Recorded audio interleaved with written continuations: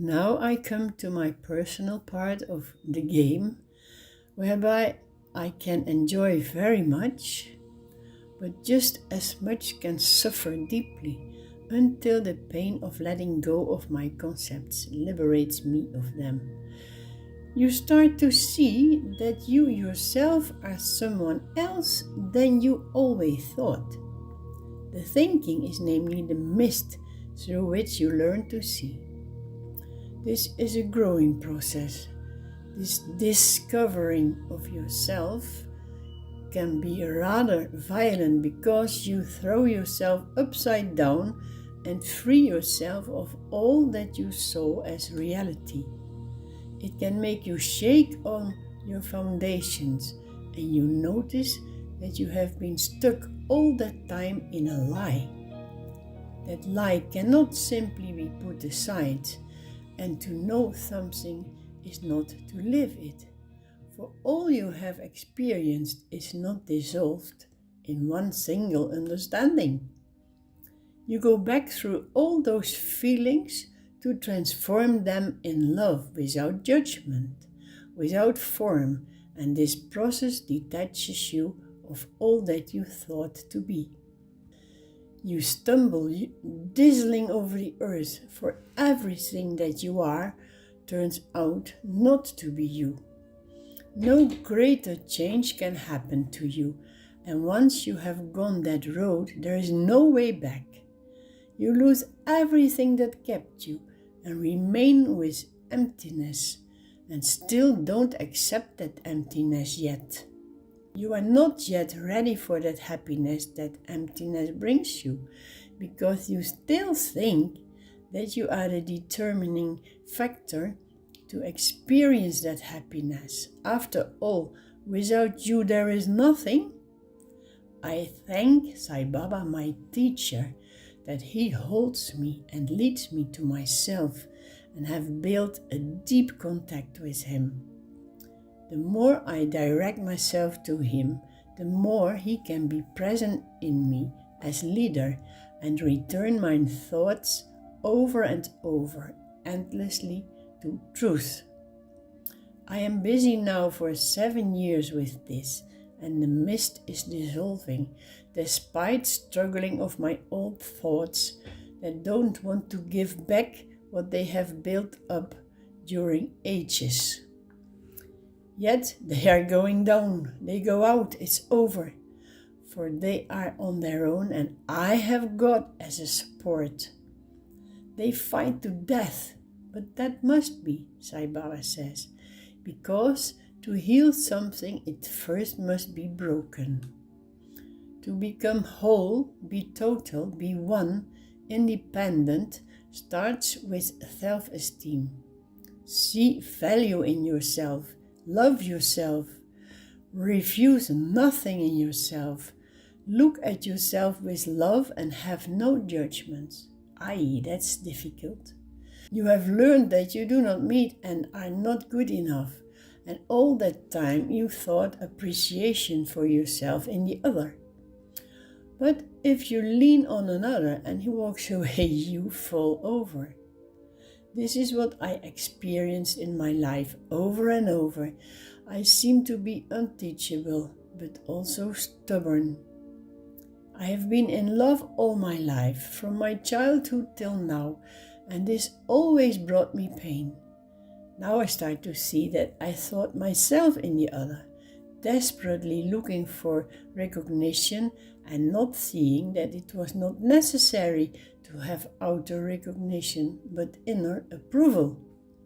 Life is a mirror, and when you stand before the mirror and points to it with your arm in the mirror points at you. You are everything yourself. You will meet that in your life where you are ready for. This is arranged by your higher self, so you can work with it and get to know yourself. These experiences dissolve the feeling which they bring. Through feelings you can come to understanding. Fear holds you back from experiences, but love sends you to them and keeps patiently insisting with soft hand, until you surrender, because love is stronger than fear. Then the experience begins, the play. You are a main character in your own play, but forget this while playing and undergo all the painful phases in the full conviction of the moment. I met someone who was extremely beautiful that I just did not know what to do. This person was sick and dying, and his words that touched me immensely were, "I am dying and it does not matter to me at all." He completely knocked me down. During the course of his illness, where he had to endure terrible pains and also was able to endure without medicine or painkillers, he said, "This is the most beautiful thing that ever happened to me." These words touched me so deep that I started to love him intensely. He pointed out form and illusion to me and comforted me by saying that the contact would be much deeper from above. This has proved to be true much later. I made it appear just like that, a song for him, out of gratitude, and he wept when he heard it. He asked if I would sing it during his funeral service in church. Of course I wanted it, and came in deep fear because I was very shy and felt that I would do it anyhow. The best part was that I had booked a journey to Baba, and just in that week he passed away. To keep my promise, I cancelled the trip and spoke about it with him. I said Baba will be angry that I chose for a human instead of him, but he answered that I would make a very beautiful journey later on. In a vision, I was in India and Baba called me to him. "Ha, you see, now comes the reckoning," I thought, and stood up, awaiting a reprimand. But Baba said, full of love, "Thank you what you have done for me." This gave me so much insight again, and the realization that it was really God for whom I stayed home was that He is present in all and everything and everybody, and He made me know that He appreciated what I had done. Imagine, I indeed had a grandiose journey a couple of months later, whereby Baba made me sit in front and I was allowed to sing for him during Christmas festival, whereby he threw the matches of Arati to me. On the matchbox was an orange sun and below it the words "Rising Sun." Someone whispered to me, "When he gives matches, it means he is going to enlighten your life." I burst open with unprecedented happiness. This cannot be compared to anything, with nothing on this planet. It makes you humble, grateful, and great in your own experience. Did I deserve this? He thinks so, I guess. Anyway, it seemed that my head cracked with energy. My crown chakra got to endure it. This chakra is not located along the spine like all lower chakras, but is placed on top of the head. The opening of this chalice is the pinnacle of earthly lives. Here man rediscovers his original personality that made him spirit. That is the Christ consciousness. Out of joy all is born, out of joy all lives, in joy all rests. Come, rest in his rest. Someone who is angry, tells lies or yells, has lost contact with his essence. He has forgotten who he is. Everything is a cry for love, whatever way. Everybody needs love. Well, give it, unlimited, unconditional, then it is really giving love. Don't let the closed heart of the other seduce you to close yours. It's your own rejection of love that hurts us. That's the miracle, the change in our thinking, being prepared to keep the own heart open, regardless to what is going on outside. Everything is beautiful. It's that what you have inside yourself that makes it beautiful. All is in you, there is nothing outside you, says Baba. Our greatest mistake is that we see all outside of us. When all is inside of me, then I don't need to ask anything. Then I can draw out of my own stock. Don't look all the time for help outside of you. It is to be found inside. The search for God power necessarily goes through exhaustion and the control of the low forces. Ready for the next test. As soon as you taste the awareness of reality, the experience follows. Some people call this a test. This whole life exists out of these tests, from the moment you open your eyes to see the light, till the moment you close them in your own inner light. There are two ways to be a human. The lower forces in the brute animal that follows his with scales covered ego, and the masters of life who, through many incarnations of reflection and actions, have understood the true meaning of good and bad, and no longer is misled by temporal morality of a period and of a body. The cosmos doesn't know moral, it only knows love. In a language which goes beyond words, you can know what it means to be received by someone who reached a world that is beyond space and time. Your heart must teach itself how to embrace the force. A deep heart knows no form.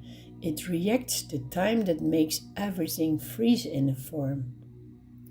Cleanse yourself with intentions, so you enter the moment of prayer as free from the past as can be possible.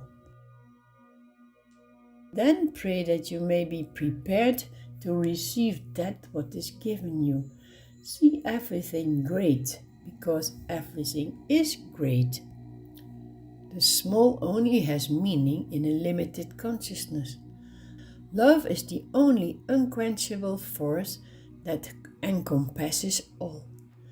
The story of love must be heard by love itself, for it is as a mirror, both dumb as significant. As long as you look for love, you are not ready. To move is form. As long as you move, you must come to rest. It contains the formation, the energy. When you come to rest, you are done. Your body shows it wants rest. You don't need experiences or lessons anymore. Everything that happens comes to you by itself or not. You don't decide to abandon actions, you decide to deny the need for results. To live without expectations, without need for result, is real freedom. That is the divine happiness. Happiness is in creating, not in the result of it. It does not hurt to give up, it hurts us to hold. Everything must flow. Running water is clear, standing water is cloudy and stinks.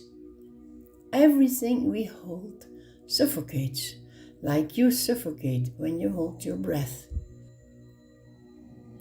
Nature gives examples. For instance, think of the wind. It blows and takes everything with it what is light enough to be lifted up from the earth. And when it becomes too heavy to carry, it blows with hurricane force. It carries the smell of flowers, it carries the leaves further that fall off the trees and brings the seed of plants to a place where it can germ. It's an important message. As soon as you open your heart, you cannot escape from the unbelievable presence that fills you. It is like entering another dimension where the power of love is so overwhelming that it seems as if it crashes all preconceived ideas, erases the past, and penetrates into your own deepest self to unlock the door. You need not pray. It's not necessary to do or say something. The only thing needed is to open yourself and allow love. It's as if you come into the shelter after a storm that had lasted all your life. Who does not want that? On the deepest level of understanding, your heart is touched so deep that the truth contained in it is experienced directly in a state that goes beyond knowledge or persuasion. Sometimes you can cry because the beauty of God is almost too much to bear when you are fully taken in it. God, I am full in you, and you are empty in me. Or the other way around, you are full in me and I am empty in you. A matter of how you see it, a matter of growing. There are 3 states in discovering the truth. The first is only possible by validation of our essential unity with God. We have always been one with Him, but what we deeply long for is the actual knowledge of this fact. Acknowledgement means we come again in a state of truth from which we have become separated. How can you recognize another as long as you haven't discovered your true self? We have responsibility by our birth to find our true self, so we can play a role in leading others to freedom. That's the second state, which beholds salvation. And the third state is what we sometimes call the resurrection. It takes much time and experience in our world to understand that. First, each different piece of the puzzle seems complete, but then comes the time that you see that the parts are dependent and that you can fit them together and join the pieces. If you put your life in service of truth, of God, you feel pain and confusion in the beginning. In the beginning, you feel your pain or my pain. But when the nature of the chosen way is understood, we see the pain no longer as only our pain, but begin to experience the suffering of a world which is ignorant of the truth. That's the pain caused by separation, the call of a man who desires to know his essential unity with God. It was never meant that you should suffer. God never wanted us to suffer, but if we want to reach full knowledge, we must leave behind all illusions, so nothing remains but purity. Our own arrogance and pride are cause of the suffering. The more we think we can do something, the less we are aware of our total dependency of God, and the more violent the pain becomes. When you are so fulfilled with love for God and so seized by His representative, everything that happens to you, you accept full of joy, because you know it comes from that one source of everything. You gain understanding and the suffering becomes conscious. This suffering is not the same as pain, but it doesn't mean either that you enjoy the pain or that you think suffering is good for you. Conscious suffering arises because you know what is needed for the mutual maintenance of our planet.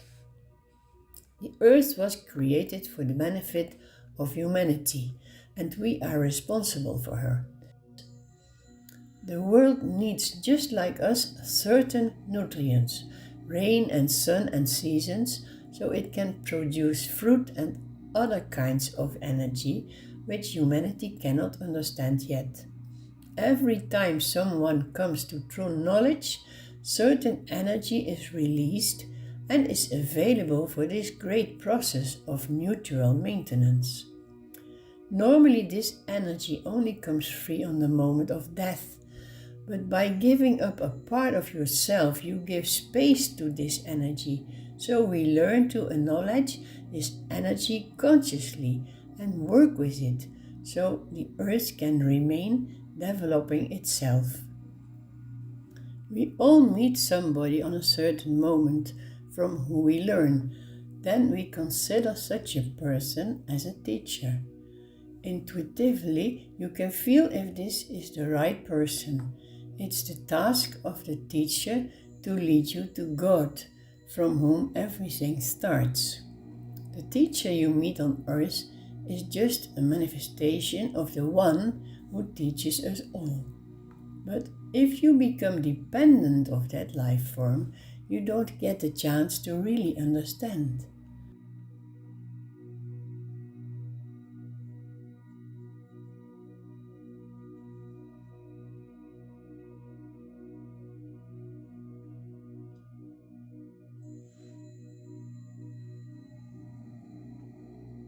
When you become dependent, you forget that in reality this teacher isn't there at all. There is only one teacher, and it is your turn to pass what you have learned. Always be open for the needs of the moment. When we become aware of our dependency of God, beyond all expectations and rewards, then precisely that is given what we need.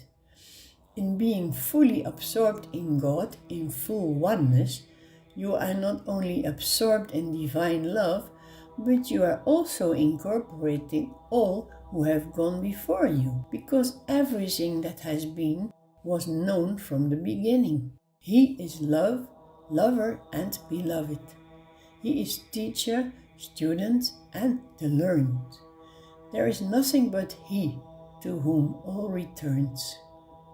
The experience of absolute love makes disappear all images and every outer form. The one who no longer focuses on the world and does not enter it, and you will feel it intuitively when you came across someone like that. At the moment you feel you meet someone like that, it is needed to be strong and not to attach yourself to the form. But often it happens despite yourself, and that eventually is useful as the experience brings deep insights. Often painful, but also necessary, and that is what you learn of that meeting, detachment. You feel the oneness, your own higher self, in the other, and are mistaken by the form that differs from your form. But the higher self is not separated. This is one and undivided.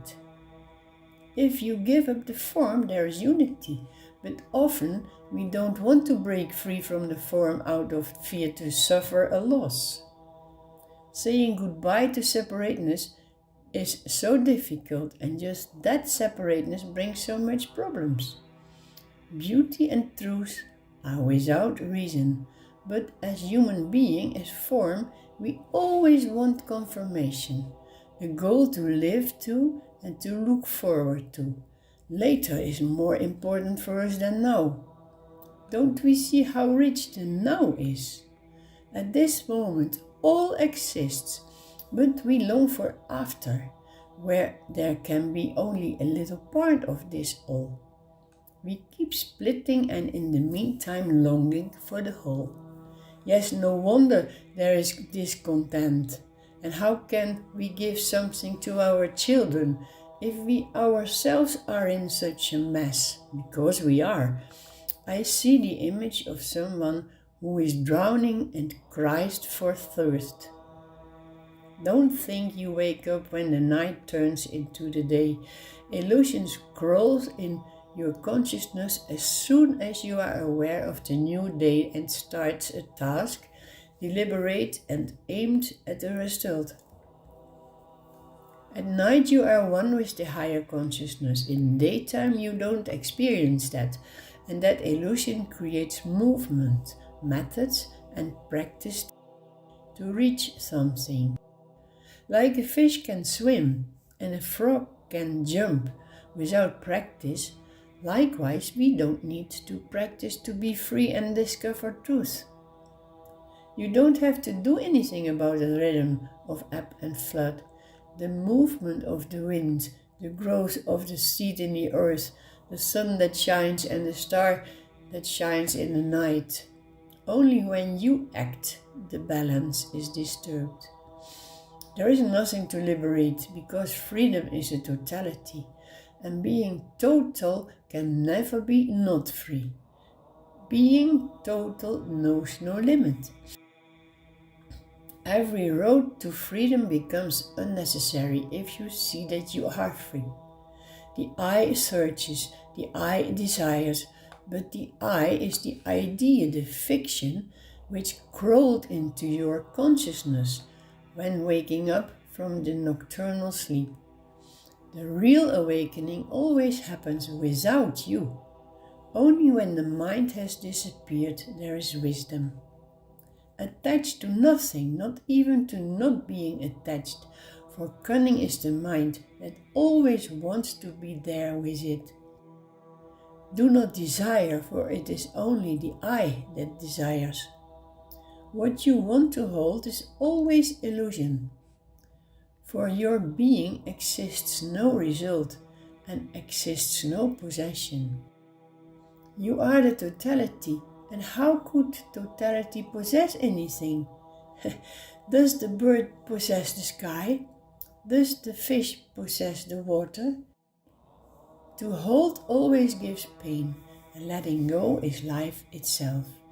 With our I we can do only one thing, put it aside, make the movement of giving away, and then there is totally present beingness, because there are no more separate thoughts that seek to follow a road that does not exist.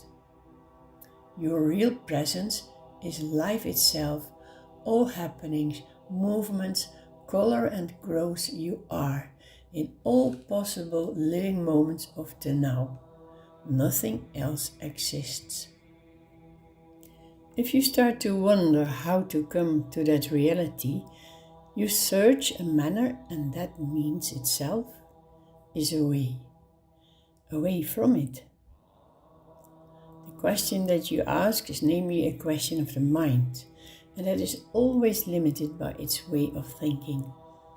The real question that appears is a question born in the heart in purity.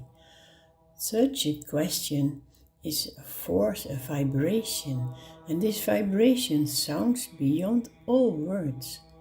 The right answer is never given by someone outside of you. It is given by the purity of the heart. Never someone outside can give an answer to something that lives inside of you. The head asks a question, but the heart answers. Something that cannot be expressed remains in you. A wave of joy comes and goes, but this remains quiet. All your expressions return to yourself. What seems to be found in the world of appearances is present in yourself. When you are no longer aware of someone or something, but the awareness of all, in and outside, disappear. The reflection of the mirror points to that what reflects. See the unreality which comes forth out of you. When you search, you always search from a limitation. And limitation you will find, for the I of the thinking is limited. It's about willingness. The real road that is to go is the elimination of the road. What remains is deep peace. Don't make an imagination of it, and don't try to explain. Don't have an opinion of it. Hear it inside, and from inside it will happen. There is a pervasive presence that coincides with the absent. Then there is understanding from the hollow of the heart.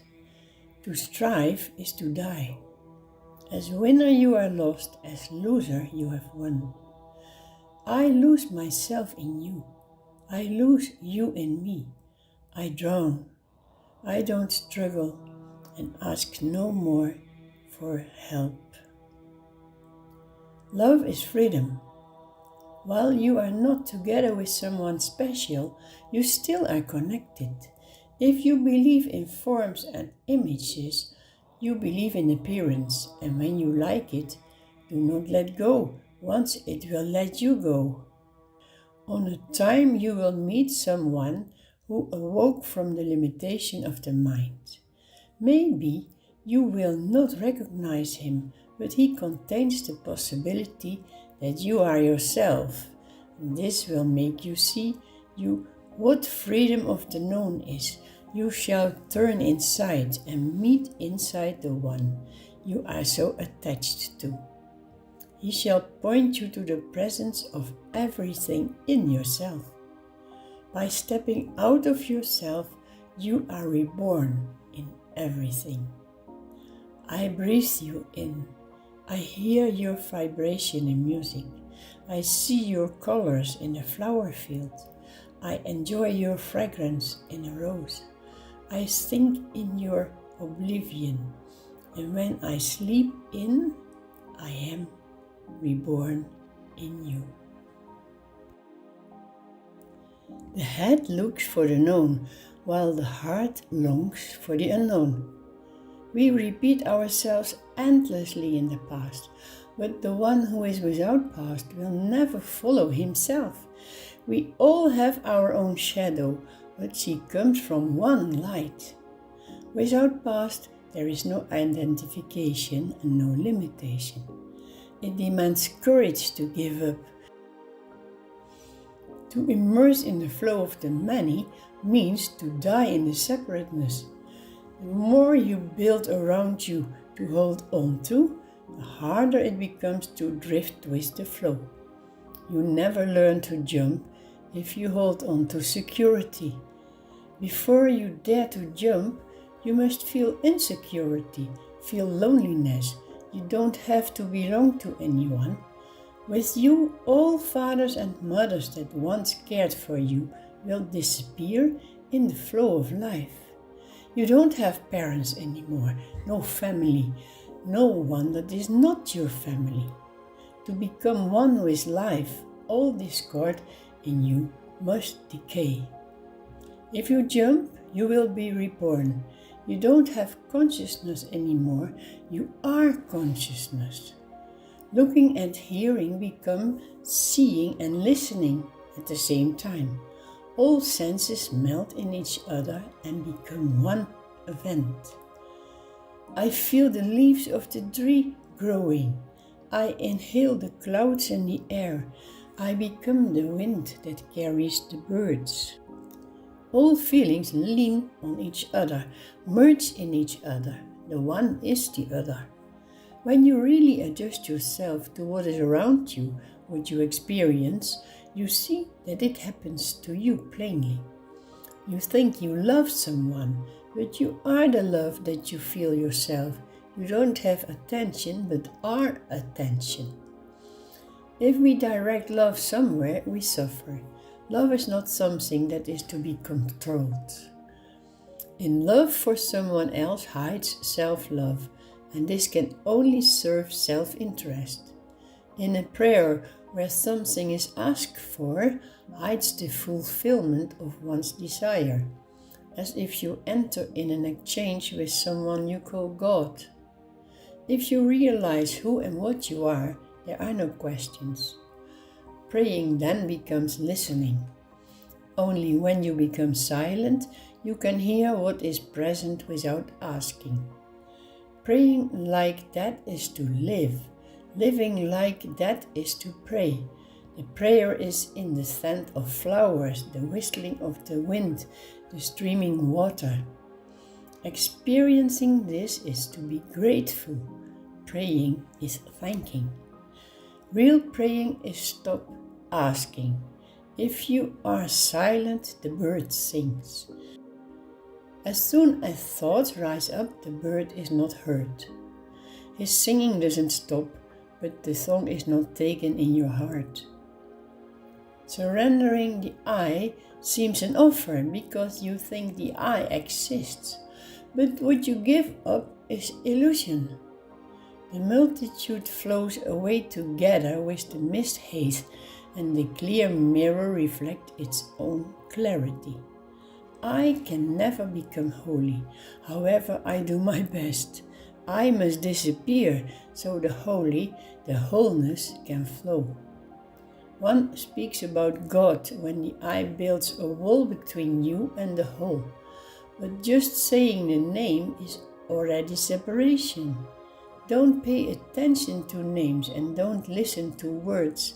Listening is done with the mind, and that makes division between feeling and thinking. The imaginary I creates the ritual customs and prayers, and it is this imaginary I that likes it. So new illusions are born and you are stuck. But when you enter a church or temple, notice the silence, the emptiness, and then there are no more walls, symbols, or rituals needed. Everything is sacred. When you experience that only in a church or temple, you split the whole. To have a judgment or to have a desire means you are against the whole, God. Only when you have given this up, surrendered, all fear disappears. Sometimes that fear is called power, sometimes insecurity, sometimes modesty, sometimes hatred, and sometimes pride. But it is all a part of the separated part that is called I, and therefore comes from the thinking. And to remove this thinking is necessary, but you cannot do that because you yourself are this thinking. Only in silence can dissolve it. In that stillness you hear the bird sing, and his singing takes your thoughts away. Love is shared unity. Sometimes I have the intense feeling it feels in me, as if I flow out of me through my being, my skin, my shape, outwards, and that the actual inhabitant of me fills me. Nothing is important anymore, and nothing is worth the trouble what comes out of me. What comes out of me is joy and sorrow. Everywhere you look in the mirror of your own limitation. You create the heaven and the hell and are torn back and forth by it like the pendulum of a clock. If you no longer wind the clock, it stops indicating time and comes to rest. No tense spring that is under constant pressure, no swinging in time. You no longer see everything is divided hours and fragments, but live through the whole. You must be ripe and strong not to wind the clock anymore. It is frightening and marvelous at the same time. Because there is no division in time and hours, there is no division in experience anymore. I had it all. There is nothing which I haven't lived through. Pain and joy, it's all mine, and still nothing of this all. All am I, and beyond, nothing changes. I die in your arms, I die in your love. Illusion follows this dream. Separation seems one, we are one. Life is only a dream of love. You learn a language out of a book. If you know the language, you put the book aside. You learn to live life by your body and senses put the body aside. You learn to know your true self via your mirror image. Put the mirror image aside. When I lost the one I was so fond of, I said in desperation to Baba, "Why did you take him away from me?" And he said to me, "So that you can return in him." With all pain I undergo, I say, "Go along, you don't touch me anyway." Love you must not cry about. Emptiness, that's what we long for. I see a book laying on the table with teachings from Sai Baba and say, Give me a good one, Baba. I open the book on an empty page. Emptiness. As long as you want to intervene in happenings or prevent something, you are in duality. When you have unity consciousness, you let everything happen because it is good. It must take place. Do all, ask nothing. See all, know nothing. Hear all, say nothing. Bear all, do nothing, says Baba. You are witness. In the unground of my love, where I, myself, do not exist anymore, I find you. There exists an unknown power in me, which carries your name too. A love so intense that everything scorches as insignificant. Words are a poor, meager indication for the real power of your love. If there was no one on earth but you and me, then we walked on platinum, breathed in light and ate golden fruits. Nothing happens. There exists only thinking. Stop the thinking and the happening fall away. A thinking mind can be dangerous. The real life has nothing to do with thinking. You think that being has everything to do with thinking. Being is in you, but your thinking goes outward. The mind grasps and gets involved with thoughts. Thoughts come from food and your surroundings. They form the mind. The mind controls the feeling, gone love. When your desire is directed to God, the mind does not go outwards. I ask Baba, if I am God, what am I yearning for? To experience it, knowing is not enough. I experience through you. In our experiences, God experiences himself. After all, he knows only love. When am I ready with my experiences? If you don't learn from them anymore. First know, then experience, then be.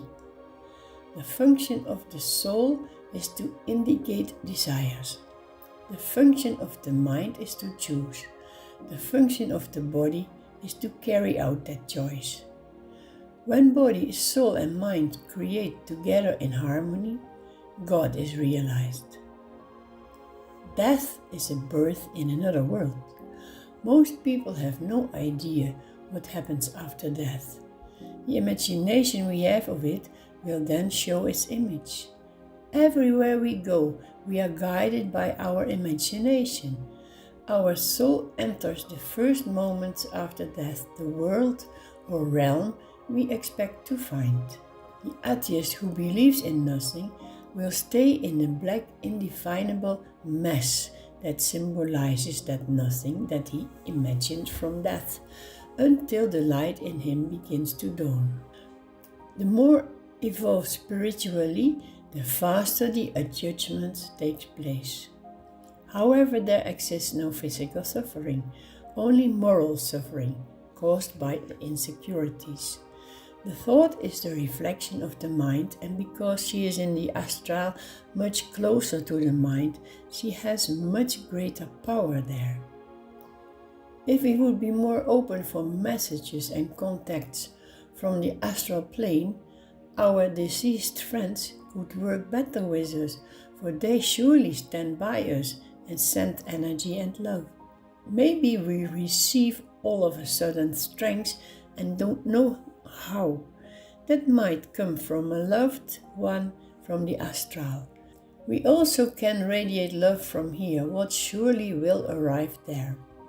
Only by the power of thoughts it is possible, which can be supported by words. The universe only consists of vibrations. There are tones that summarize the vibrational power of the whole cosmos. That tone is called the creating word. Hindus call it Aum, Arabs Amin, Christians Amen. The vibrational power of the world is related to nuclear energy. Jesus also always knew that a word uttered in full consciousness and with deep concentration brings about materialization. There is then an acceleration of the vibrational rhythm of the mind. There exists a power that is much more subtle than atomic energy. She is composed of live particles. Those particles possess intelligence and contain all images and imaginations of our senses. Someone in harmony with the cosmos can, when he is on Earth, change the vibrational rhythm of that particles and bring about a materialization. People like them are formed by their belief, their love for the greater good. To be sure of success is a guarantee of success. In the Bible it is said, "All that you ask praying, believe that you already received it and you will see it happen." You can see the cosmos as a gigantic reservoir out of which you can draw as desired. All things, past, present and future, always have existed, still exist and will exist forever. If rust digests the iron has returned its substance, but it can be made visible again. There is a change of atoms and elements, forms and appearances, and all this comes from one source.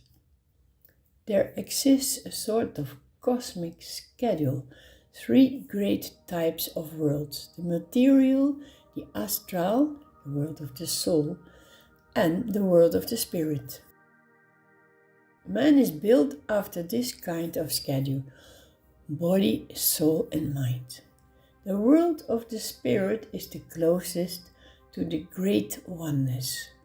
Only souls that have liberated themselves from all hunger to material attraction, and everything that is knowable is material, all wishes and desires that come from us, and those souls that stopped all the hunger, those souls can reach oneness.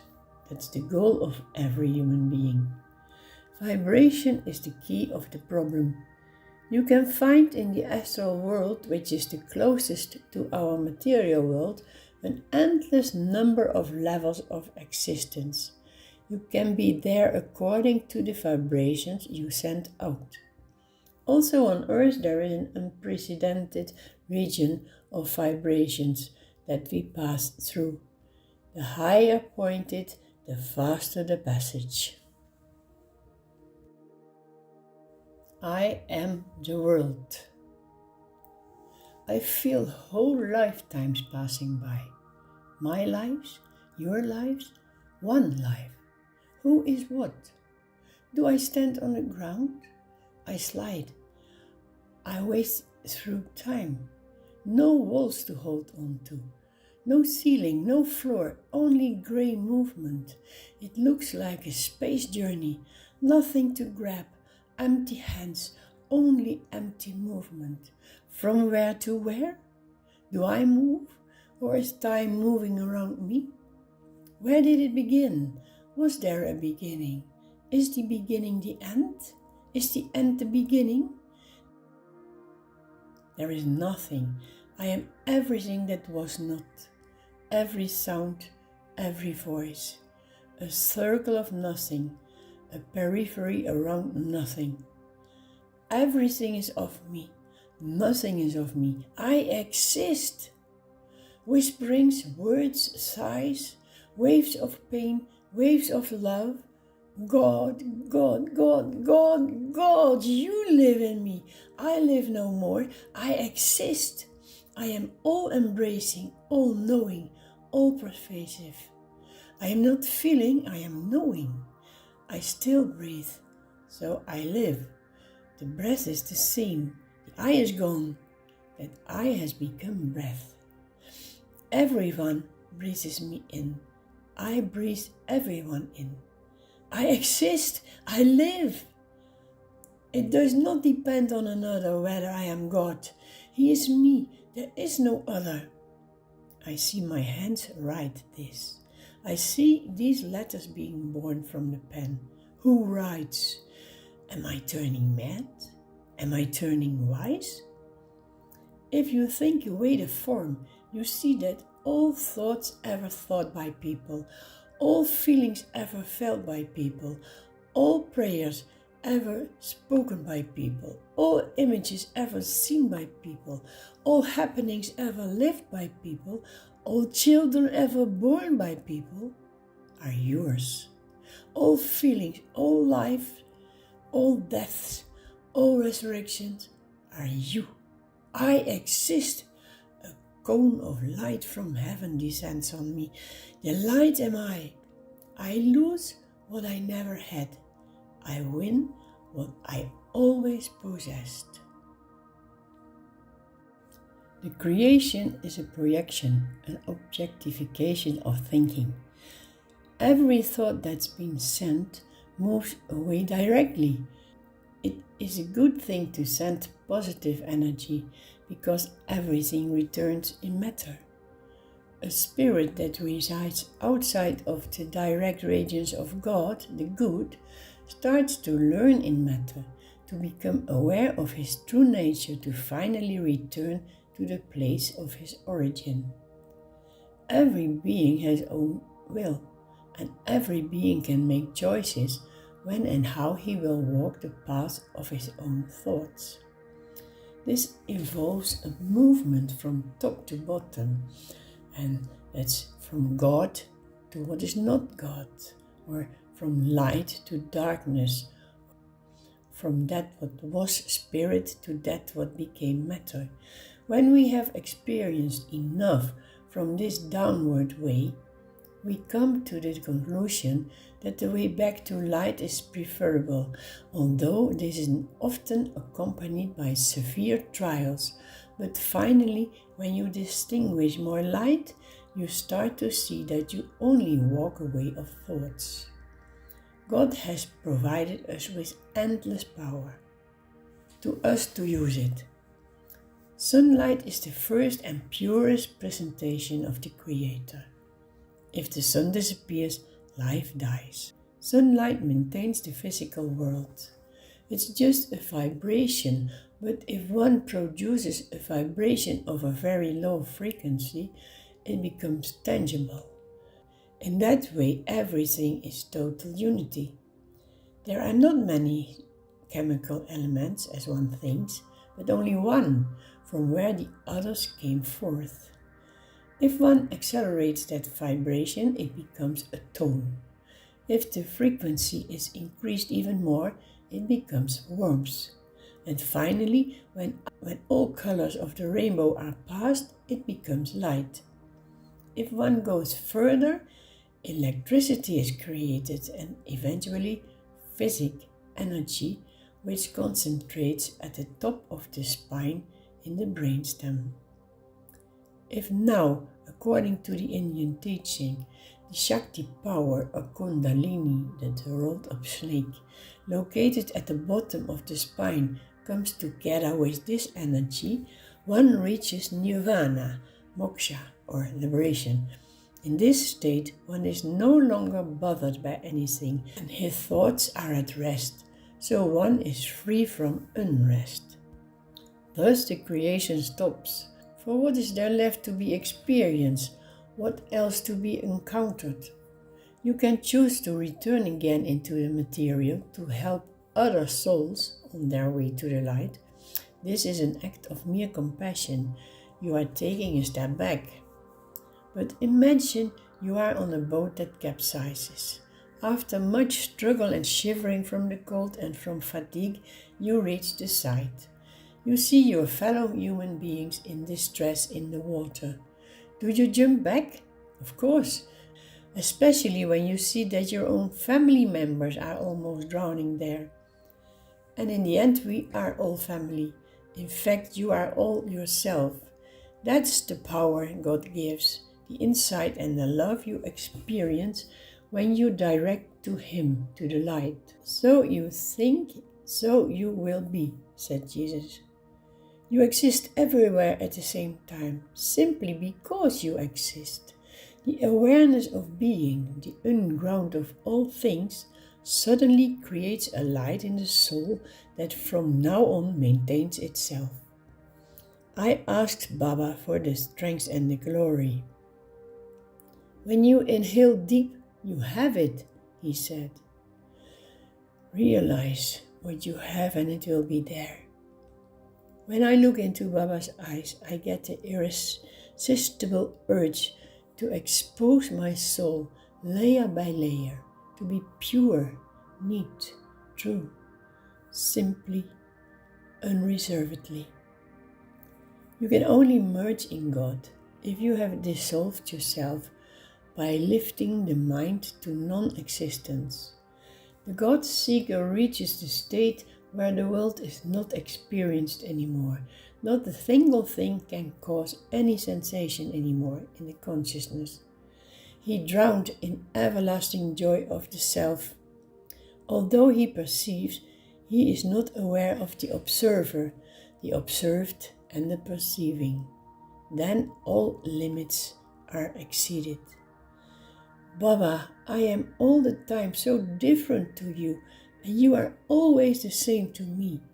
You lift me up above myself, then I disappear in mind thoughts again and cry desperately, I break, and you answer, yes, it must be.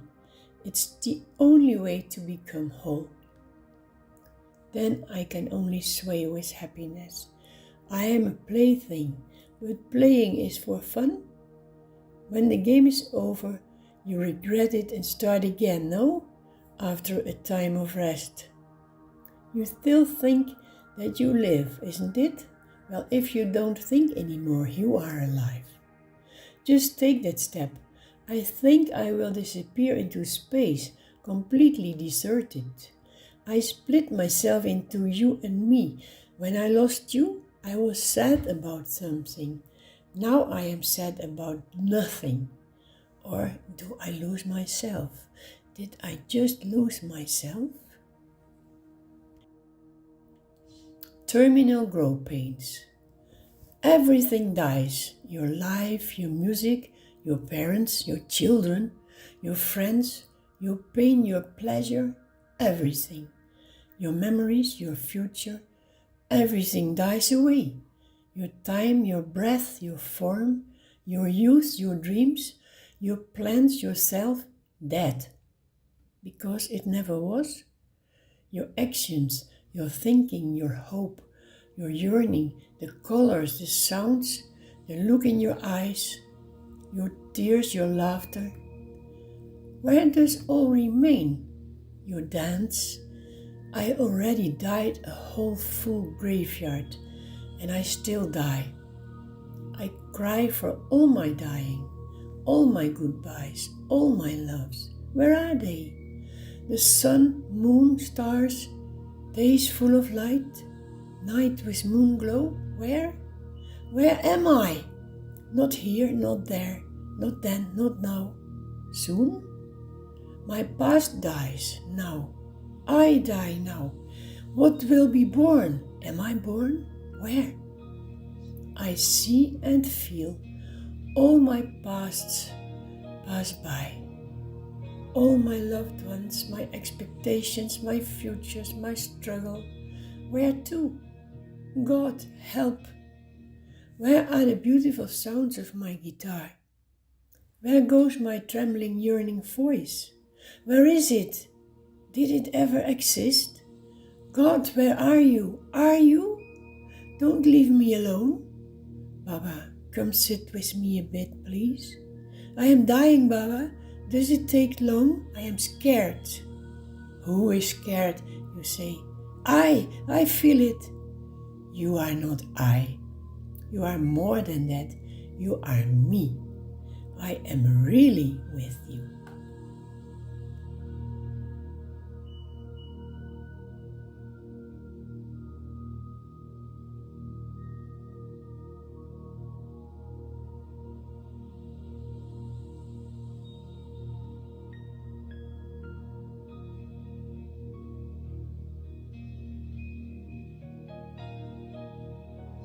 I loved somebody, and then I asked God if I might love this person on another way. And this person died. Of course, that would have happened anyhow, but I went through hell, and by that came to insight. Insight offers view, death gives life. You get what you want, always. The fulfillment of the wish is already there. Also, the fulfillment of your future wish that you did not form yet. In your growth to it, the wish comes up by itself from intuition. Your higher self places the wish in your consciousness. Your wish is there and will be fulfilled. Everything is already there, just not you being aware of it. If you ask insight, you know you are God. If you ask love, you feel you are God. When you have received both, you ask no more. Always everything is the other way around. Surrender does not mean that you are no longer allowed to do anything, but that you no longer need anything. Everything will be done. You don't need to put energy in desires and hope. No effort needed to get anything. Surrendering brings wisdom and insight in the good of everything on your path. Being careless as a child, that's surrender. Everything we do has a desire in it. What else would we do it for? The last thing we can do is giving up thinking, which is the source of all desires. If you go beyond dualism, you transcend everything you consist of, because you exist thanks to dualism. Happiness, there's always a reason for it, but always comes with a price. For one, this brings happiness, for the other, that. But if you take the reason away, it is as if the ground disappears under your feet. And where is the happiness now? We need a reason for it, we think. Happiness without reason seems to be impossible. Mind thinks it cannot be happy without reason, so we are stuck in the mind thoughts. Mind indeed cannot be happy. It needs our thoughts to exist. The way to God is straight, dead straight. However, we wring ourselves in so many curves that we end up in a maze and pull out the knots that hurts. I look for the good, so I am not finished yet. But the more people love me, the less I exist. All that is good in me, I am not. I asked Baba if he wanted to come in a dream to make me clear how I should live. There was a hall with crowd and chatter, tables with people around and noise, and the entrance of the hall. I sat at a table, and next to me was an empty chair. Baba entered the hall, and I asked him to come and sit next to me. There was a place free. He came, and I was allowed to touch him and hold him. He had his sleeves rolled up and was calm and full of love amidst the crowds. I understood that I just had to go on quiet with my work, undisturbed by everything around me, and remain in love. Then I would not lose contact with myself. It is so simple. Everything you ask comes to you. Yes, I think, bring what is needed to teach me. Now came a period with nightmares. How many times I have been murdered in, I don't remember. But every time the murderer stood up to chase me again. I kept saying, bring it on, and all that I needed came, to bring insight. This took a long time, but finally the night rest returned, and thereby also more rest in myself for daily things. But okay, everything waves and flows. After one thing comes another, otherwise we cannot yet comprehend it. Sometimes I do not understand love. You have life sparkling and jubilant in your hand, and you don't live it. I could give it sparkling and jubilant, and you don't take it. What a waste. That is not life. You don't live life. You don't live love. You don't see the power of it. Rejoice, frolic, spark, and then engulf in that love. Be dumb. Grasp with both hands that tingling. Be that tingling. Who understands love, understands life. And it is meant by God. That is the meaning of life. God gave me the strength to make your life true. Don't look for the sparkling outside of you. You will suffer a loss and search again and lose again until you, silenced, look inside. There life is beating. You are the longing yourself, the urge to burst open, to exist. When you come not for me. Then I don't need you anymore. Then you are welcome for yourself.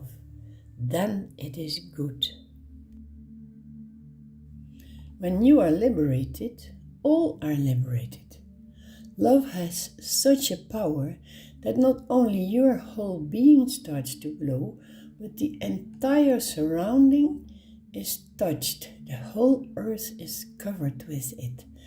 Everybody shares in it. Everybody inhales love. Everybody consists of love, regardless of what one is doing. Love makes the stars shine. My love rests in God's hand. I rest in God's hand. We rest in God's hand. We are one. There is no other God than your feelings. When you have no good feelings, no trust in God, it can't do anything for you. There is no power outside of you. Words that sink in your heart become tangible, become God. When I am cured, the world is cured. Baba, I yearn for you. Do you also yearn for me? With the same force. What does it matter where your body is, as long as the soul is home? Every time you deviate from the truth, the reality, let yourself be distracted. I live on all kinds of levels at the same time. I have soul pain. So I still don't see there is no separation between heaven and earth. Knowing is not yet feeling. Anyway, that's why we may travel the road that connects the two. Let's love the road. To be happy and to know to be happy means to receive the gift of being human in its full extent. To suffer and to know we suffer gives us the strength to rise above that suffering. Conscious joy is noble joy, for that joy is divine. Rest lies in resignation. Gift lies in surrender. Then your actual strength comes to the surface. I used to want to change circumstances to find rest and love. Now I want to change myself, whereby love will be found everywhere. Love. If you would not be there, God's nectar that sparkles over the earth would become just rain. Heavenly sounds that touch the heart, just music. Frolicking dolphins in the salty shine of the waves, just fish. Everything on this planet would become dead and boring, all the beauty that is. The soft green blanket over the earth just became grass again, if you were not there. The twinkling stars in the night would not shine anymore. There would be no more light to get out of it. Imagine an existence without you became horror, and me, I could not breathe anymore. Love, let itself not be spoken out, just be given. In moments of pain, wisdom is born. For real words, no language is invented. They beat in your heart, and there you don't speak anymore. Sometimes when waking up, I don't see the use of it, and life seems aimless. Stone and rock is all that I see. But the aim is, of course, to love also the stones and rocks, also your own stones and rocks. Respect the earth she carries you. You arise from her and are absorbed in it again. She carries all your luggage and you become one with her when your soul travels to the light. It seems more and more difficult to turn from your deepest self back to the world and just be. Sometimes I have the feeling I die. Even arms around you does not help. Nothing to hold, nothing. But what I will not have, I shall finally be. If my personal consciousness will be dissolved, I merge in universal consciousness, without the little ego desires, without childish stuff. Would the bulb under the ground have the same trouble to open up and be born as a beautiful flower? If he'd know about it, maybe, but does it know the happiness of its own beauty? We as humans have that privilege. Go on growing, all will be well. Finally, everything happens to assure you that nothing happens. Form change, that's all. And again and again and another time. Life continues always because it is an accapation of love. Love has all forms without being form itself. When you have realized this, your present form is the last visible one. Then you wear your last name. Peace is a state of not being, or of just being, nothing else. When you would have a feeling that looks like peace, there is mostly an emotion associated with it. For instance, a feeling of gratitude when you had an insight, or peace as a happy, jubilant feeling because you achieved something. Peace, a promise that something is going to happen. Peace, a rest after a violent emotion. Always is there something that brings peace, temporal, because as there is something linked to it, this peace, it is just an upcoming and going event, temporal.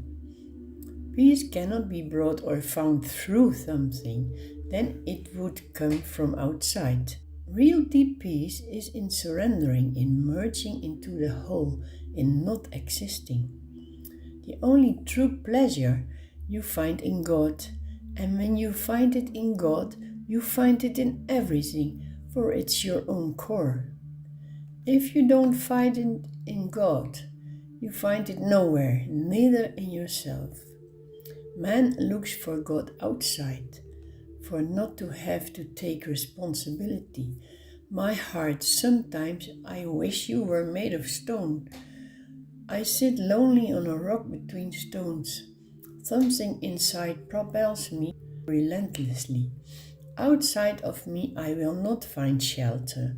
The road is often icy, stone and rock again and again. Burning words come out of a flaming heart, and suppressing a desire means suppressing a divine impulse. This impulse is not to suppress. I search. God, my inner self. You are the earth in which I root. You are the air by which I live. You are the rain from which I grow. You are the light that colors me. You are the heaven in which I merge. Without you, I am not. Without me, you have no value. Dying is nothing else but leaving behind something of value and let rise something of greater value in you. Everybody covets love. Hypocrites want to talk about it without knowing it. Bigwigs want to have it to show off.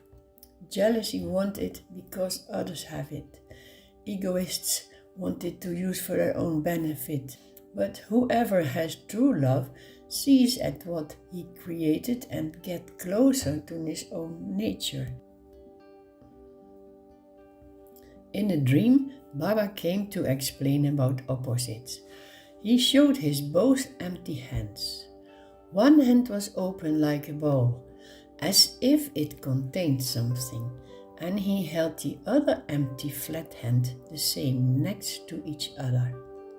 He said, if you contained something, you had it, but when you did not contain it, you had it also. In the hollow, raised hand was the same as in the empty flat hand.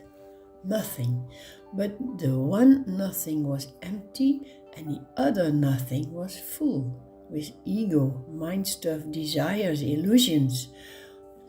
Whatever hand we choose, we shall find in it what we see in it, and receive from it what we take out of it. All is empty fullness. Words without feeling are meaningless. Feeling without words say it all. When our goal reaches further than ourselves, we receive therefore also the strength.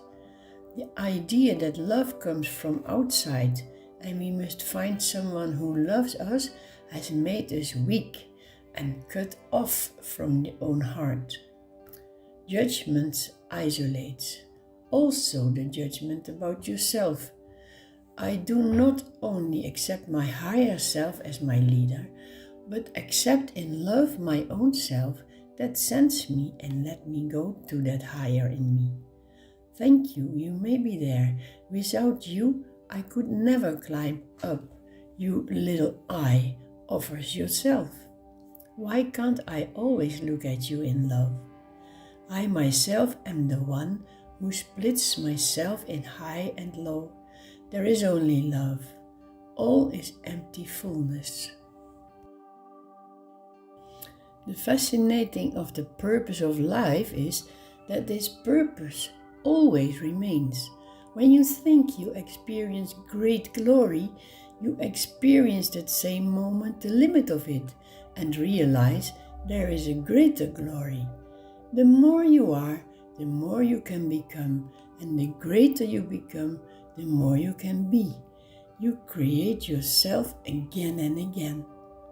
If you want, the most painful moment in your life can be the moment of your greatest victory. If you think that outside of you is something that does something painful to you, you make yourself powerless. Only when you see that you do something to yourself, you find the power to overwin it. It is much easier to change what you do than what someone else does. There exists a great desire of the self to experience itself, a desire to know how it is to be so grand and beautiful. The misery in the world is not particularly created by you, but surely how you deal with it. You can adapt the way of experiencing. Pain arises out of judgment, always. God gave us free will to choose and experience the result of it. Everything that exists has a reason to exist. To say something is not good is saying that it is not a part of God, and that is impossible. You cannot exclude God from what is. But pain is not really necessary for healing. I had been dying so long, and Baba in me says, isn't it time to start living? I will triumph, even if it is the last thing I do. Thinking is the first level of creation. Words are the second, then action comes. Actions are words in motion. Words are thoughts that have been expressed. Thoughts are formed ideas, and they are energies that have assembled. Energies are forces, elements, and that are parts of God, without personal preferences from us. The desire of the soul is love, not knowledge. She has that already. The soul wants to feel itself and so to know itself by her own experience. The highest feeling is the experience of oneness, being total. Love is not the absence of emotions, but the sum of all emotions, all feelings together, the whole. So every human feeling must be experienced by the soul. So don't judge what you see as less beautiful, but bless it. Bless everything that you experience. It is much harder to deny who you are than accept it. The function of the soul is to indicate the desire. The function of the mind is to choose, and the function of the body is to execute that choice. If body, mind and soul work together, there is harmony. We have been created pure. Creation, we, is pure from origin. Our whole life we must dedicate to this pureness. Our whole life will be pure then. This purity is the foundation for the well-being of humanity, the well-being of each other, of ourselves. If we don't dedicate to this purity, the whole world, we, will be tortured by fear. If the bright light of this purity doesn't drop its rays, rather said, when those rays are not seen in mutual relations, darkness descends. But we were pure. And suppose you live pure, think to live pure, and in your surroundings you find impurity. Is that always a mirror? Discernment is of a great importance at this present stage of growth. You also must have guts, dare to confront. When you accept everything, you do yourself short. If you accept nothing, you do the other short. This limit grows with you. Before I would have accepted what I don't know, self-esteem is increasing. Is this still pure?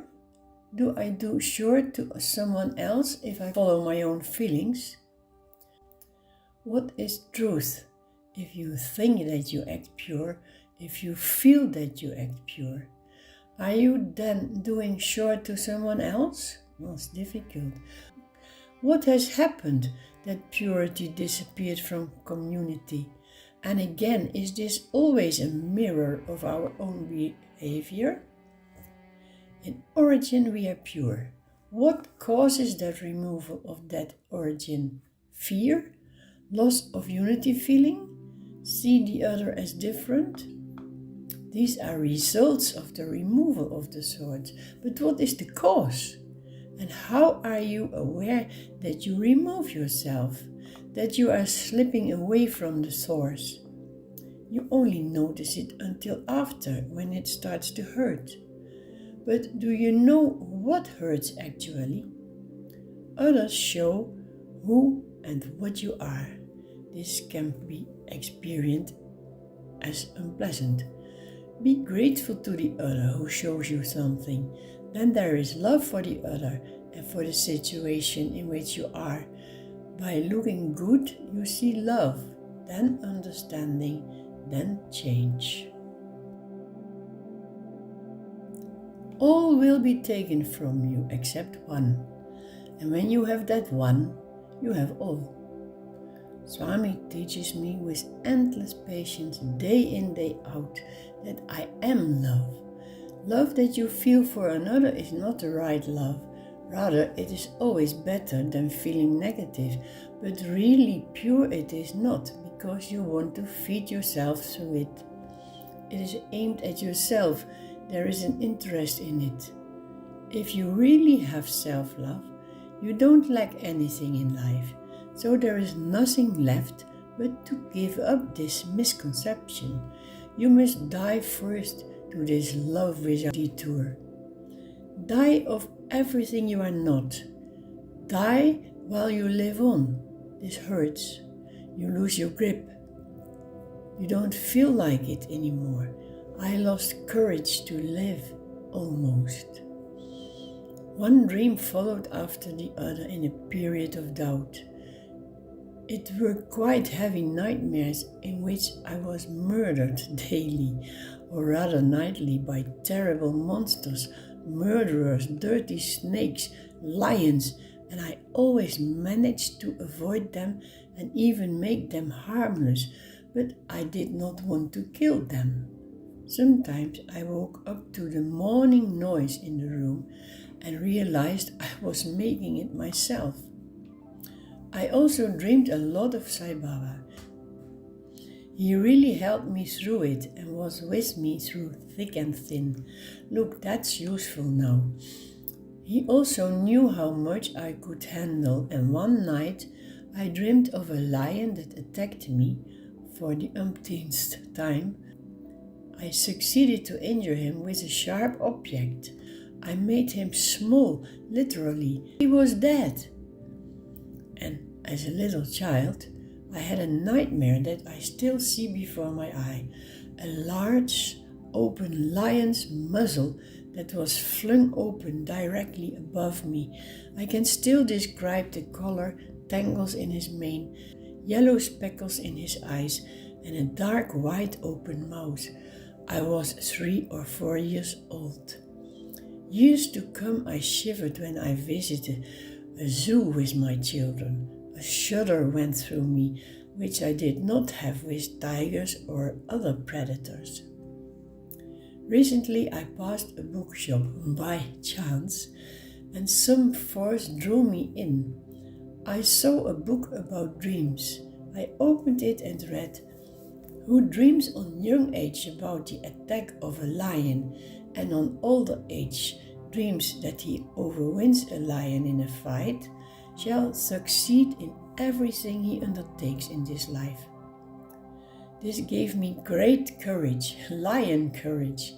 In that time I also found out my ascendant, yes, lion, while I am also Taurus, 2 strong zodiac signs. Sometimes I am frightened of my own strengths, but okay, what works against you can also work for you. I have always been a dancer above my own depth and lived unaware from one moment in the other. Now I was attracted by the depth, where must be a secret power, maybe the power of softness, where there is peace resting somewhere. I follow humble wherever it takes me. Searching for God. With closed eyes, I see the light that once created those eyes. Shadow falls behind my face, raised since your voice called me. The warmth of your divine face challenges me to leave myself behind. I crawl benevolently out of my skin in heavenly silence. My talk does not mind. Connected by love, I see the world in your hand. With the whole creation, I feel a bond. Now that I am back on my feet, I can leave my bones behind. Your soul comes out through your eyes and streams inside of me. My heart starts to burn, my breath stops. This moment I live your life. I cry for oneness and hope. I cry for oneness. Everything I live, every tree that grows am I, every drop that splashes from the sea, wishes and desires, this all is me. Goodbyes and homecomings, caught in a gasp. Every moment only makes memories. Your world consists of a flash of wisdom given by God. Now you really start to live. A change is coming, a reverse. I feel it. I'm going to get off the world. I'm going on a journey. My soul goes on a journey, while I will stay here to work hard, but my soul will be home in its rightful place. I will leave no one and everything behind. From under my loneliness appears a warm beating, trembling love field, filled with God. Only in thoughts can there be loneliness, but not to let your thoughts come. How do you do that? You can let them be, but see them in love and they will not harm you. Any thought, Baba says to me. There is nothing between you and God, no thought neither. If you don't give that thought power over you. Self-love, love for yourself, I am still looking for it. Baba can love me, but he sees me a quite different way than I see myself. He says to me, your hands are sacred because everything they hold is God. Life is a great cloud of thoughts. Follow your thought cloud and it rains, pierce through and the sun shines. If God is with you, who is against you? There is only one, and you are all that. Am I an egoist if I don't want the world anymore? What is a play, laughing or crying? Everything, you say. I don't feel it. I only feel a weight pushing on my shoulders. Stone. I haven't been happy anymore since I left God. As long as you react on nice things, you will also know grief. For the wave must come down to rise again. This morning I asked Baba, do I still have to pray? Yes. If I know that all is one, why still pray? You don't know that all is one, otherwise you would not ask me. I pray, although I don't know what to pray. Thoughts are like old dirty clothes. If you take them off, you are not naked, you are no more. All days tick by, my heart ticks with it. Nothing, however, can get your soul out of its place. Nothing. Your surroundings don't matter. Your being conscious of it does. Thank you, God, you touch me. Burn the rest. God diesels through my head. There I want to go, nowhere else. Now that I tasted creamy clouds, I don't want to bite sand anymore. Everything is equally beautiful. It's only your thoughts that want to deprive beauty of it. Thoughts are not a reality. No wonder you lose interest. The art is to remain full of love under all circumstances, loving all, so also yourself. The ego is blazed away by the love that is God. In silence you can find your own greatness. You have to be alone, otherwise you can't get rid of your loneliness. Don't reject the pain, it's one of the wonders of life. By the way, pain is effort, and effort is always rewarded. Effort to either follow love or do exercise or understand the situation or surrender. All done effort will bring you further when you are up to it.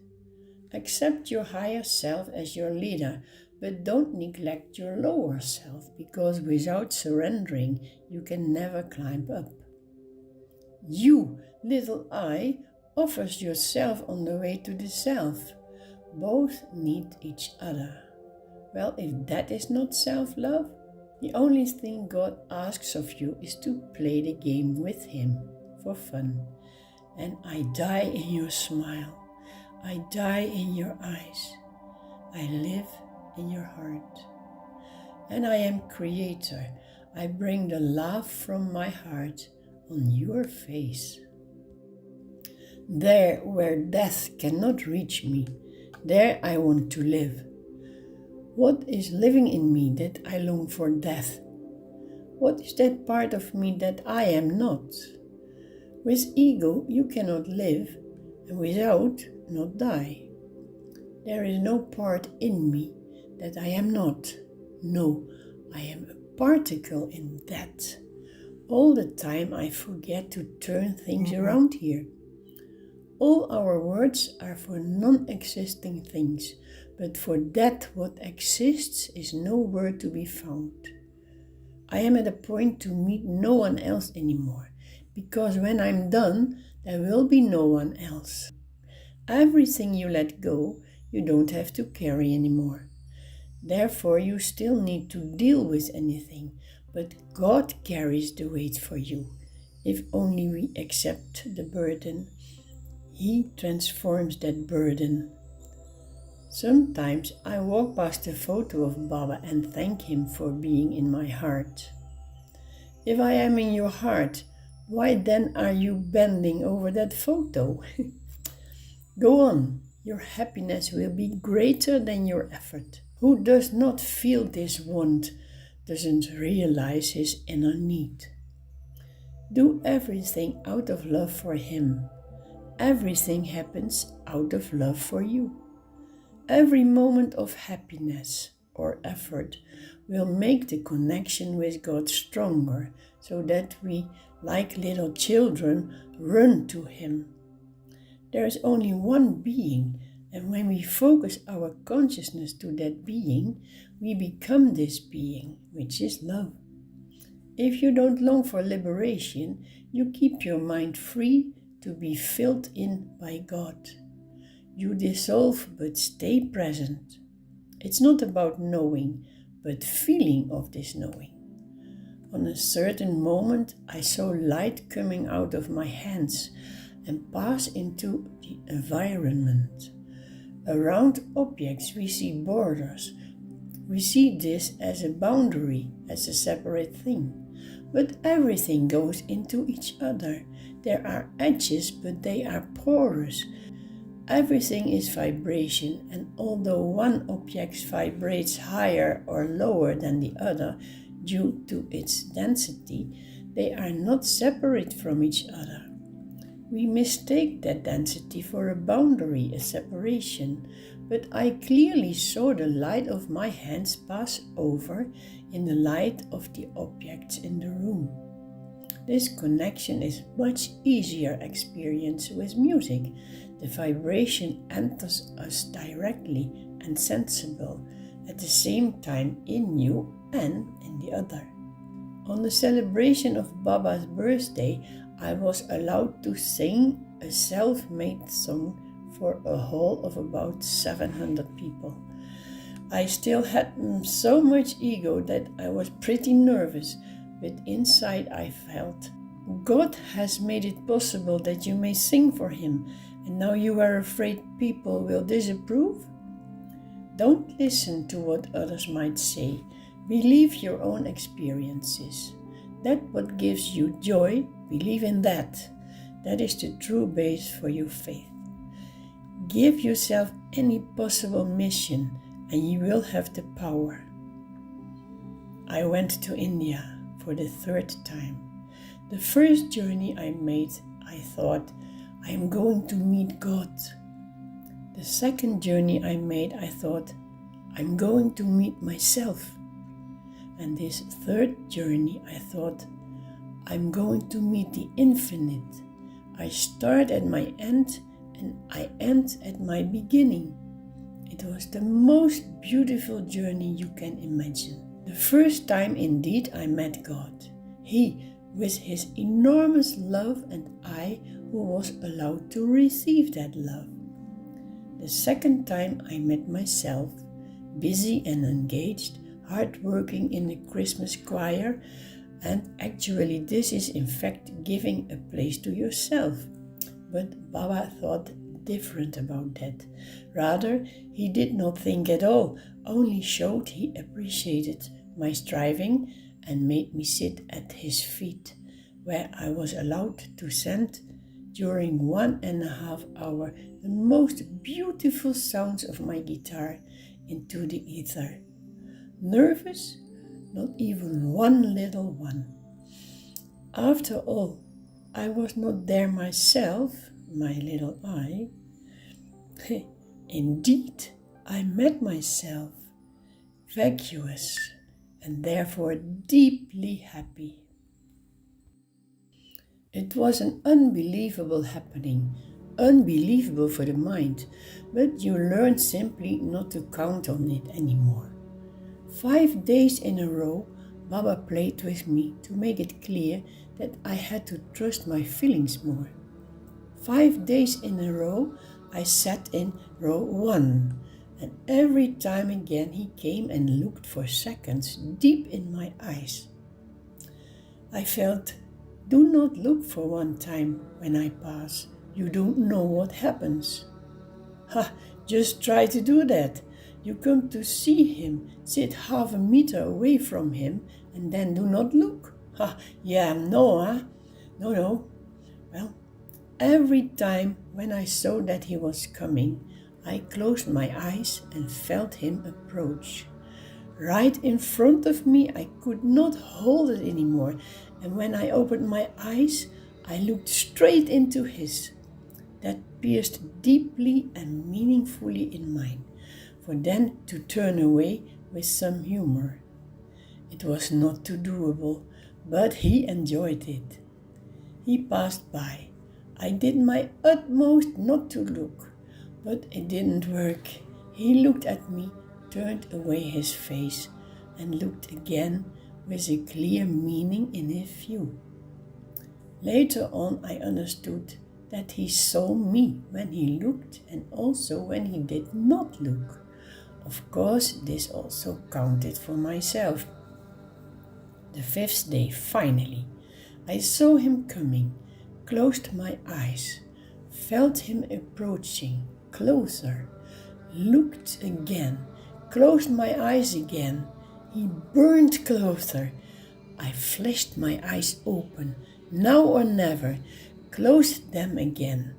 Electricity went through me and he had passed. I quickly looked and saw his back and side before me. He did not look. I did see a laugh on his face though. What happened then? My head does not know. I walked past the temple and had to hold myself at the wall. So strong Ananda ripped through me. I thanked Baba and almost collapsed through my legs and yelled, please stop, I can't take anymore. Inside I heard, this is nothing yet. The same journey I sat on New Year's Eve again on my regular place in row 1. I must say that I never went to the canteen to drink, so I did not have to go to the toilet. That was easy. Yeah, I'm not going to give up my place by sensory hustle, so sometimes I sat there for 5 or 6 hours uninterrupted on the marble floor. So I sat contemplating, is it I when I feel love? Can that be? Can ego love? And he said, ego is not one of the 5 values that make up love. So ego is false and illusion. Only love exists. Love is God. If you feel love, you are God. And when I feel anger or sadness, that is ego and so illusion. Thank you, Baba. You are now inside in the temple, but also here inside me. I am the only that is in you. You just heard that the rest is illusion. You too as a form and mine. I think that one who we gave all names is in me. All that time I sit on the Darshan temple floor and think, Baba, I wait for you in form. My consciousness will pass me by soon. What I feel will walk past me.